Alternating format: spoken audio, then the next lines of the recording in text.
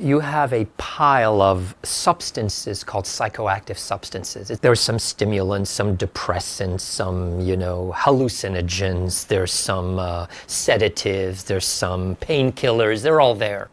And the same kinds of drugs sometimes, the very similar identical effects, go through two completely different trajectories.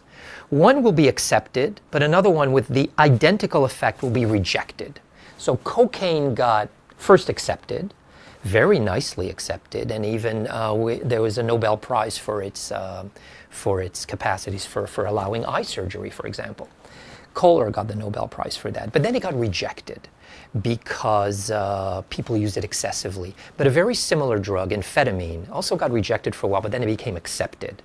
So in other words, they're both stimulants, and one gets accepted and then gets legitimate, and then gets into the whole marketing and the whole industrial production of that drug, and it comes under the authority of the doctors. And now the doctors see this very useful stimulant, and now they tell you, they wash it. They in fact whitewash it. They say it has no psychoactive properties really. It's just to deal with this imbalance you have. It's a psychoactive drug. It'll change your behavior, your thinking and everything, and your feelings. And the common knowledge that we have about psychoactive drugs generally should apply to this drug too. How often should you take it? How long should you take it? Should you take it every day? Should you really see, am I getting something from it? Should your own views about its effects weigh in on whether it's helpful or not, rather than what an authority tells you to do or what it is? So we've lost the wisdom about the psychoactives, and we've entrusted that to some expert who's going to tell us whether to take it or not. So what has happened is certain psychoactive drugs have become conventional remedies.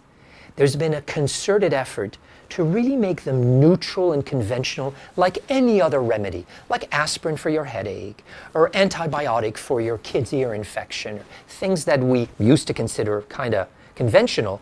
Well, that's how we turn these drugs. But they're not conventional medical remedies. They're only aimed at changing your mood, your behavior, and your feelings. That's not a conventional medical remedy.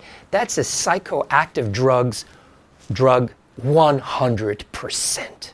And so that means how it has to be evaluated in a clinical trial, how we have to decide if it's helping you or not, how you have to decide if it's helping you or not, what costs it may be having on the social fabric. All of these questions have to be answered in a different way than thinking of what is the effect of insulin for diabetes.